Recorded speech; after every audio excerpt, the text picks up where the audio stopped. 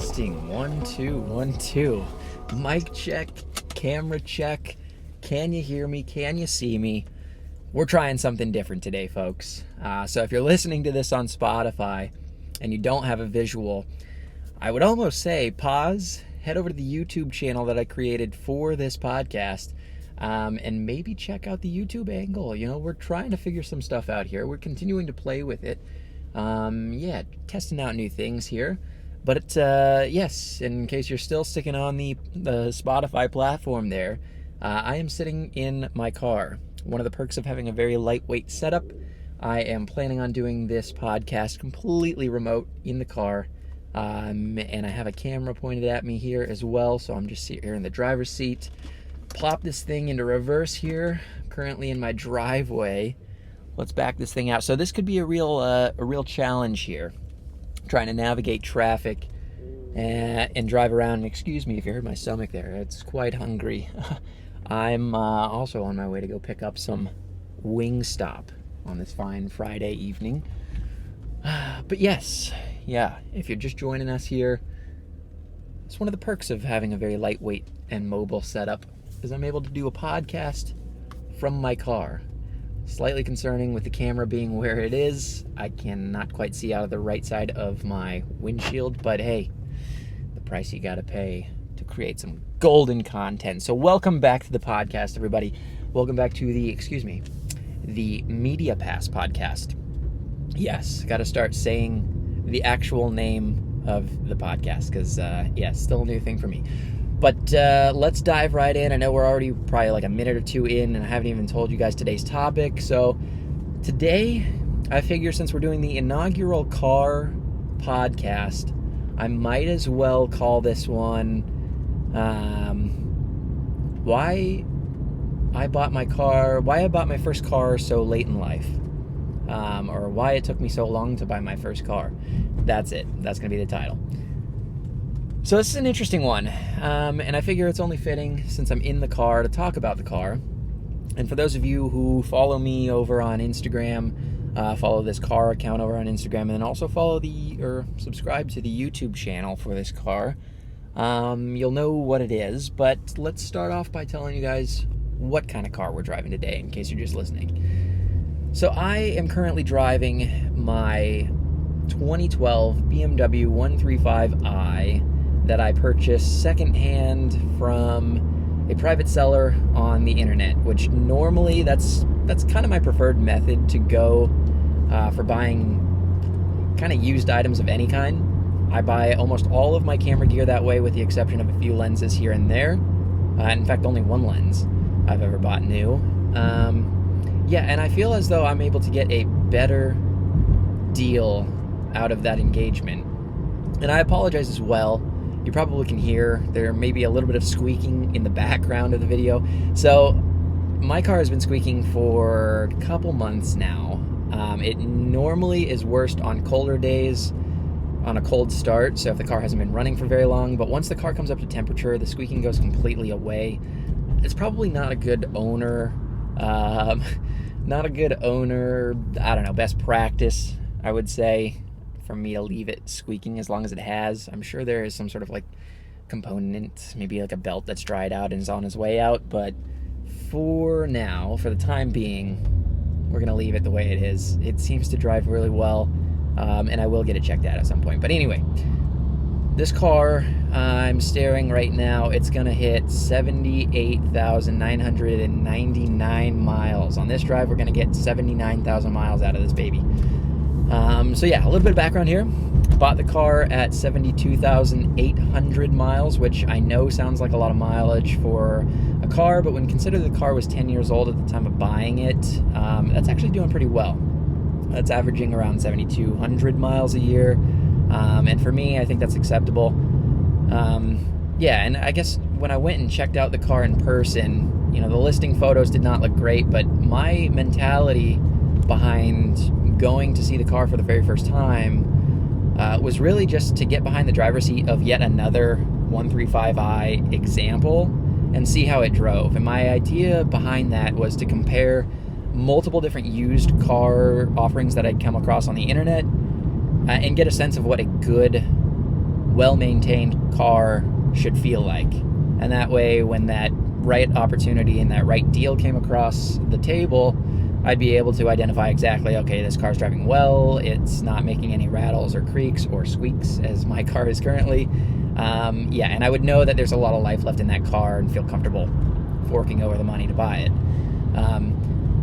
Turns out, once I ended up seeing the car, I didn't realize it had actually been garage kept for a majority of its life. The owner had an amazing service history on the car, which gave me a lot more confidence that the car was actually in good health and in good working order. So yeah, just kind of like seeing it in person, gauging all the facts, and kind of negotiating slightly on the price a little bit. I figured this car checked as many boxes as I would have liked. The only exception is it doesn't have a manual transmission, which I know for a lot of purists might be, almost a reason not to buy a car. But for me personally, after driving a dual clutch transmission car, DCT, as this car has, I'm thoroughly impressed. Not to say that I'm like all in on shift speeds and whatnot, but I would say the dual clutch transmission in this car is so good that it makes you not miss having a manual transmission. Like, it's so good that I don't feel like I really missed out. Whereas if it really sucked and I every time you pulled the paddle to change gears, there was a lag and whatnot, and it made clunks and weird sounds all the time, maybe I would hate it a little bit more and really regret not buying a manual transmission car. But it's so good. It really is so good. And if you've seen my POV video, it's the first one I've ever done where I recorded the audio clips of this car's exhaust stock. It's over on my YouTube channel, Apex Pixel, but it's spelt with no I and E in the second half of that pixel word. I would definitely recommend checking that out because it sounds amazing, and the downshifts on this car are just, oh god. I watch that video at least once a week because it just sounds so good. Anyway, yes, so I fell in love with this car after first driving it, and honestly, it's been over 7 months, I would say, at this point, and I have not regretted it once. But beyond that, not that I just haven't regretted it, every time I get in this car, like I'm sitting here right now, it puts a smile on my face. I to this day, I still love this car, and it's almost as if I love it all over again. So that, to me, right there kind of solidifies the fact that I got the purchase correct. And that I didn't screw myself over and get myself into a car that I don't like and that I don't like driving. No, not at all. I absolutely adore this car. Still do. But yes, so let's kind of like roll the clock back a little bit to why it took me so long to buy my first car. For those of you who don't know, I'm actually 24 years old, which I don't like saying because it sounds really old, and I feel like the best years of my life are actually probably right now. There's a whole nother video to talk about, or a whole nother podcast to talk about, the opportunity cost of doing one thing as opposed to another, following your passions and whatnot. I'm going to save that for when I've got a guest on and we can really talk about where passion sits and where it should take a priority in your life. But yes, I'm 24 years old, which is a little older than I would say most people buy their first car. Typically, it's sometime in high school, probably from the age 16 to 18 years old. So let me walk you through it. So for me, in high school, I was an avid runner, and I guess to back up even further, I have always been a car fanatic. I've always enjoyed going to Cars and Coffee with my dad and uncle and grandpas. We just made it a Saturday. My dad's had a couple of cool cars in the past, which has been fun for me growing up as a kid to ride passenger in. And yeah, so cars have always been there for me, and I grew up watching Top Gear and all the rest. So I've had the passion there, but I would say in high school, I was so dialed in to my athletics. I was a runner in high school, cross country and track, and I really zoned into that. That was what I did a majority of my, if not every afternoon.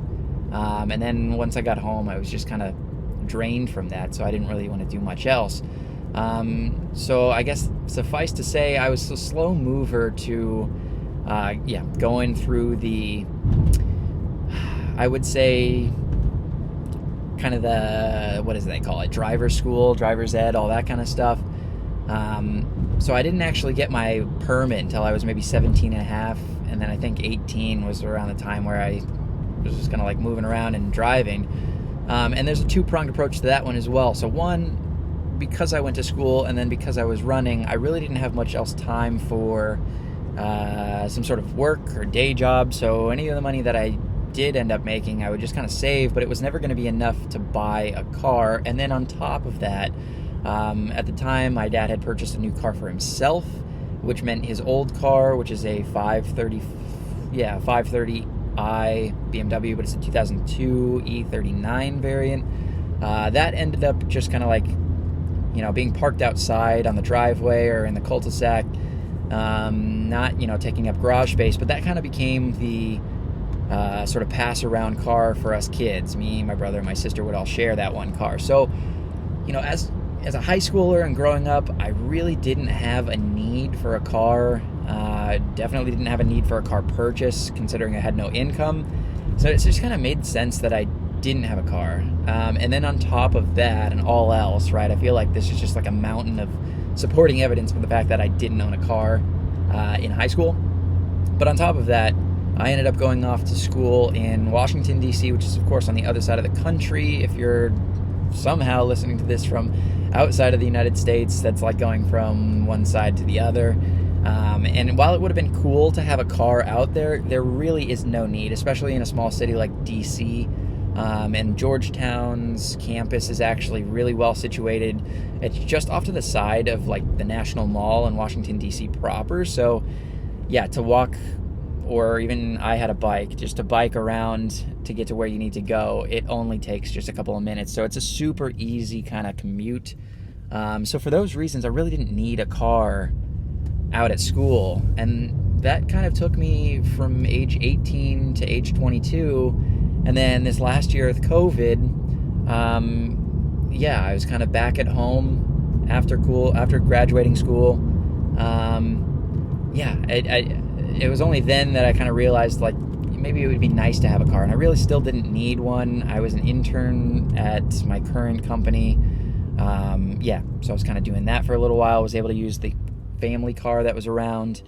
And then, it wasn't until I started earning a little bit extra money, as I am now, that I kind of could justify the car purchase.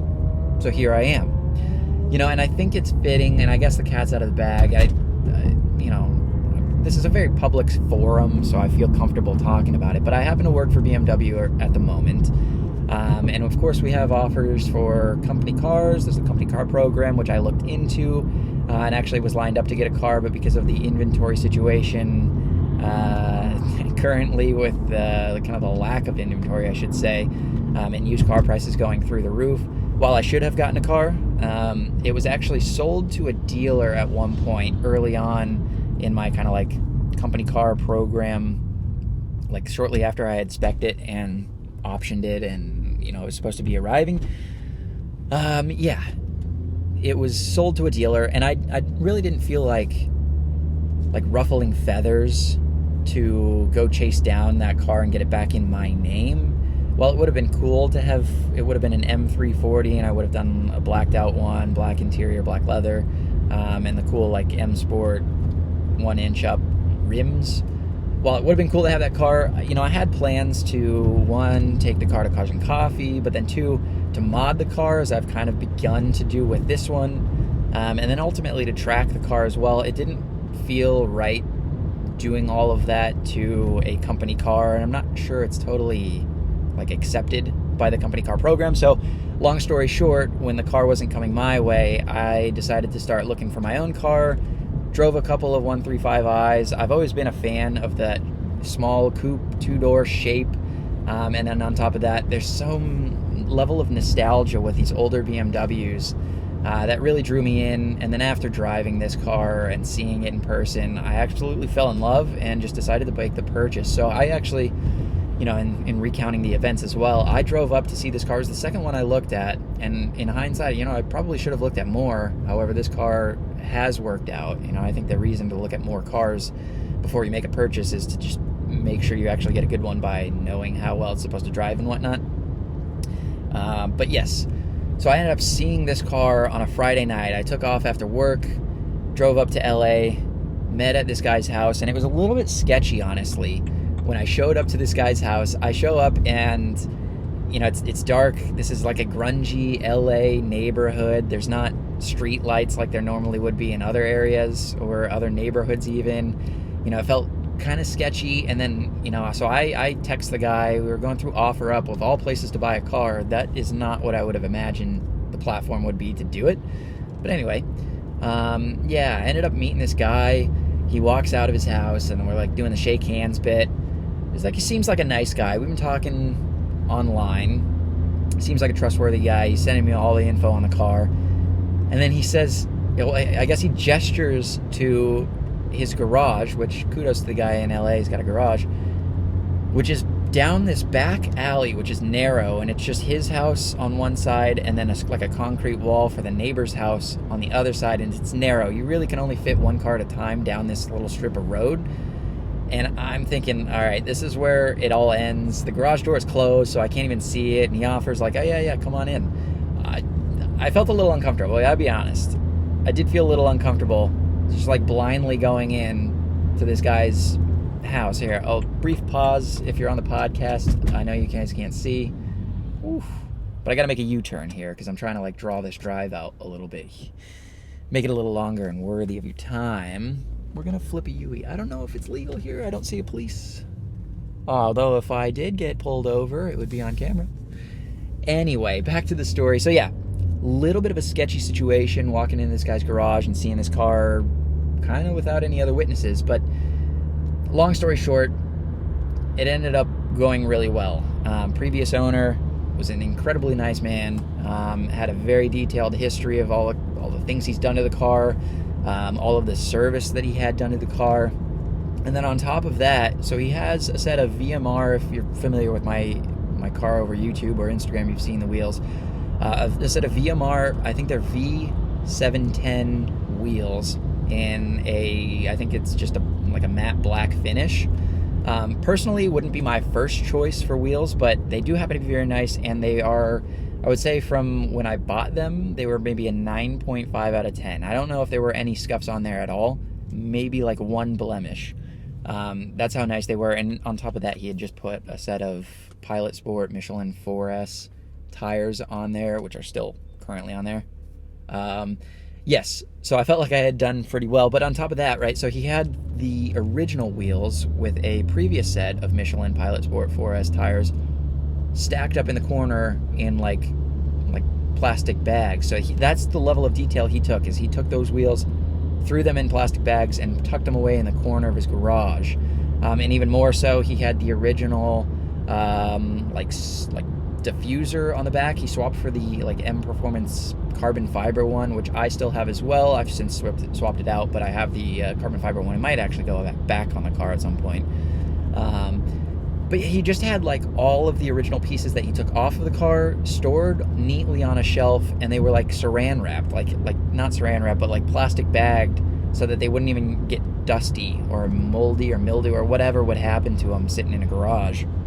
The level of detail he took to keep all the original parts around, and how well the car was maintained. And I mean, you look around in this interior, it looks brand new. And in fact, the only couple of like issues with the interior trim bits, which I'm pointing to now, one in the center console and then one kind of on this gear lever, they're little like scuffs, and I put them there. I'm an idiot for putting them there, but I am the one that caused any sort of detriment to this car. It was so well maintained. So yes, from a lot of perspectives, I feel like I got a very good deal, and then he was able to like back down on the price a tiny bit as well. And yeah, suffice to say, we were able to sign over the car at a very agreeable price. And I look at the used market, even when I bought the car, but now 7 months later, you know, I could sell this car for probably $4,000 over what I paid for it. And yeah, and I've driven 6,000 miles on it. So you know what? It's fantastic. Yeah. So I don't know where we're at in the story, I guess. You know, I'm kind of rambling here, but got a good deal, and that sort of explains, I would say, why it took me so long to make my first car purchase. Sorry, I gotta focus up here. There's like a single lane kind of like weird car carpool thing. All right, we made it work. Yeah. So throughout school, just running, and then at college, there really was no need for a car. Kind of brought me to where I am now. And I bought this car 7 months ago, which, you know, I was 23 at the time. The timing just kind of like worked out. So it took me a while, but I will say I feel as though I've made a very good decision. And on top of that, I think there's a little bit of something special about the fact that this car is, after all, a BMW, and I happen to work for BMW as my first employer. So the fact that it's my first car, I feel like it just lines up on a lot of different levels. So I'm very happy with that. And I apologize too if I take a quick pause. There's someone pulled over by a police car. That's really unfortunate. I don't know if you guys will be able to see that in the video feed, but bit of a bummer. Someone's getting a ticket for something. Rest in peace, my guy. So yeah, can't really say enough good things about this car either. I don't know. I feel like there's more involved YouTube videos that I'll do at some point covering, the things I like and don't like about the car. But until then, I don't know what really else there is to say. I mean, the way it drives. Oh, you know what? I'll throw this in there as well. So, as far as the options go, for what I bought this car for, I've since, clicked around. I'm interested. I'm a car guy, and I dabble on Bring a Trailer from time to time as well. But for the way that this car drives, and I intend to put some KW suspension in here and maybe an exhaust as well, so I can just hear the thing a little bit better. But for how well it drives from factory, most of this car is stock, blows my mind. And then for the fact that, at one point in day, this car was a $50,000 car. I think with the options, and depending on what year the car is purchased, because there was a price break at some point, but this was at least a $50,000 car out of the showroom floor in 2012. And I bought it for less than a fourth of that. Maybe not. Maybe a fourth of that. Math is hard to do when you're driving a car. It blows my mind how quality the interior is. The speakers are Harman Kardons, which I know are 10-year-old technology, but they sound insane. The bass is there. They sound better than like new entry-level cars do, or even new BMWs with our just like generic sound system. I'm saying it. These sound better than that. It blows my mind. So yeah, the fact that you can get a bundle that is as well optioned as this, heated seats, leather, and everything else about, a dual clutch transmission, a DCT in a car like this, blows my mind. And it of course has the N55 variant, straight six, 300 and some odd horsepower, probably 300 on the nose. It's such a good package. So I guess where I'm going with this is when I look at other options, what you can buy for that kind of $15,000 to $20,000 price range, I don't know what else is out there. I honestly don't know what would be as good or better than this car. It is seriously that good. So I don't know where I'm going with this point, but I guess I just am reaffirming the lack of post-purchase regret. It's such a good car. Oh my God, it's so good. There's a little bit of squish, a little bit of body roll when it comes to taking corners. Too hard, I would say, but for street driving, it is incredibly, perfectly dialed, I would say. In fact, if I was setting up suspension for streets, this is kind of how I would do it. Maybe I would do it a slight bit stiffer, but that's probably my only critique, is when you start pushing this car over 60 miles per hour, which is usually a little bit faster than you're going on the streets anyway, but when you start pushing that, at those speeds and up, it does become a little bit squishy, I would say, in the rear end. You're not entirely confident in where the car sits on the road. But other than that, it's such a good car to drive. I mean, seriously, if you have the opportunity to test drive a 135i, a late model 135i if you can, although I've heard good things about N54s as well, I would say, don't pass on an opportunity if it presents itself. But I would say, yeah, definitely do it. And if you're in the market for a car in this price point and you can find a good one with relatively low miles, I would say go for it. In fact, yes, I would 100% say go for it. And if I had the opportunity to make this decision again, I certainly would. Yeah. it's such a good car. And I think the only car that I could foresee maybe replacing this one is an M2 Competition. And there's a chance, maybe that happens through work at some point. Very small chance, but a chance no less. Yeah, that is probably the only car I could see that would possibly replace this one. But otherwise, this is a car purchase that I don't think I'll get rid of unless it dies. That's the only reason I could see this car leaving my life. I'm not going to sell it for any reason, which, again, here, if you're watching this video version, you can see the smile on my face right now. That makes me incredibly happy. To think that this car is going to live with me for as long as, for the remainder of its life, or mine. I suppose that's never guaranteed, knock on wood. But, yeah. And I guess the only other thing that I can praise this car on, as if I haven't done enough already, is the hydraulic steering in this car. So the one thing that is correct, that doesn't need to be addressed, actually, I don't know if that's like how I should lead into that. Scratch that. Scratch what I just said. I'm just going to say this. The hydraulic steering in this car is spot on. I would change it over nothing. There is no other steering in the world that I would choose. Now, maybe you get me in like an actual race car and it's just this super stiff, raw thing, but it feels right. You can feel all the bumps in the road and everything. Maybe you can convince me to change my mind. But this already, like if you're in a parking lot and you're at a standstill, one hand becomes kind of tough. You have to put two hands on it if you're not moving. It's so heavy, but yet when you're at speed, it's like the right amount of heavy. You feel the road. I feel bumps. You can feel the weight of the car.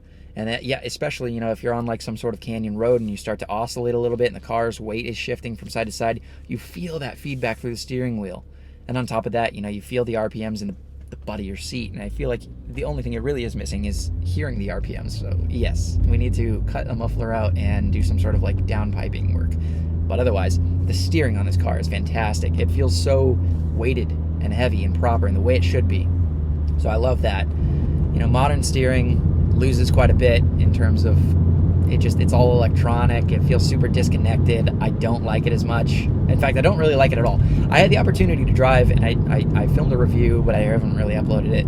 I had the opportunity to drive the M3 Competition G80, which kicks ass, by the way. I have to say, it absolutely is a freaking machine of a car, and I'm holding back my language a little bit because I think you have to hit the explicit button if you end up swearing.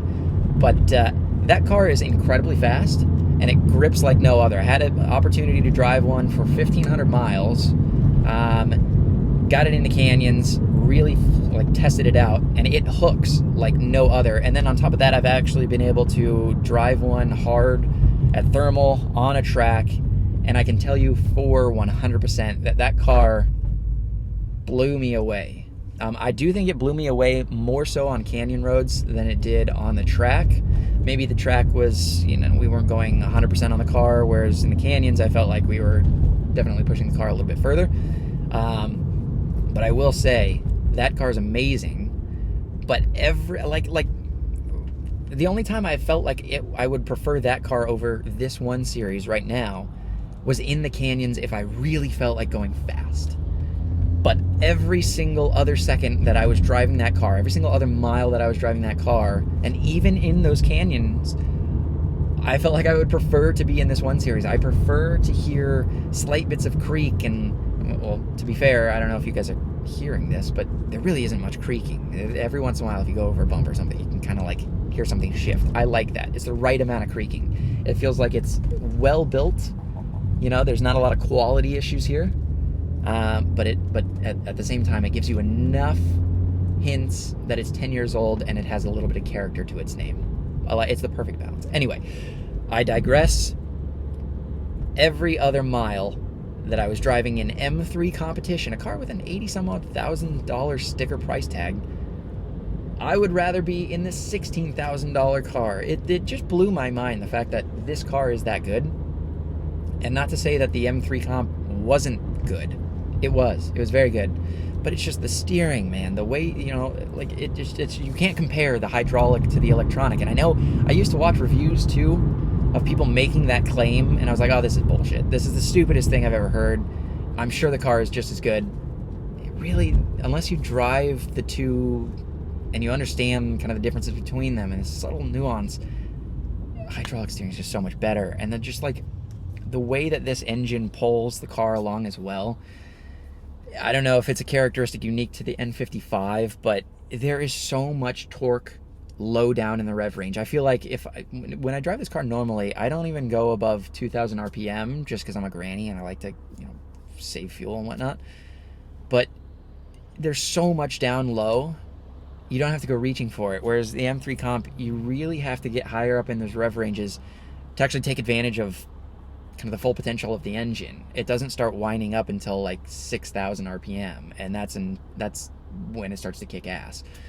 This car, you get it from 1,500 when you're chugging up a hill. You get all of this torque, and then all the way through, I would say 5,000 to 6,000 RPM, which I don't usually hang out in those higher RPMs too often, but you got just this. Oh, it's so linear. Okay, all right, that's it. I think that's as complete as I can be for sort of a review / why it took so long for me to buy my first car. God, I'm so glad I waited though. I could so see, making some sort of like poor purchase, which I'm sure, if I was driving a different car, had made a different choice, I still would have liked it or loved it as much as I do this. But I feel like there is something special to a 10-year-old BMW 135i that just hits on so many different levels, that makes this car the perfect decision for me. And maybe it's the perfect decision for others as well. Preferences are definitely, unique to the individual, but I don't know. I don't know where I'm going with this, but I feel like I should leave it there. I should leave it there and just say, I absolutely love this car. I'm glad it took me as long as it did for me to find my true pride and joy here. Yeah, and I don't see ever selling it. I'm trying to think if there's anything else I can really say to wrap up this podcast, but I feel like that's as high a level as I can get. Yeah. And I guess, I don't know. We don't need to talk about the stickers. I know a lot of them are misspelt. Maybe that's a different conversation altogether, but in case you're just listening, yes, my car has a bunch of stickers on it. Go check out my Instagram. I'll see if I can put it. I don't know. I don't know. Just Google APEXPXL, or look that up on Instagram. You'll find it. It's got a bunch of stupid stickers on it. Anyway, we're gonna leave this podcast here, guys. I hope you enjoyed and are getting something out of these. I figure this is just a nice way to log some of my thoughts, and if there's some sort of photo tips or some sort of life advice that you can get from this, all the better. I hope you guys get some value out of it. Hope you enjoy it. Feel free to rate the podcast as well if you want to do that. If you're watching here on YouTube, giving you the peace sign right now. But yeah, that's all I've got for you guys. I hope you enjoyed. I will talk to you guys in the next one. And thanks for listening. Bye, guys.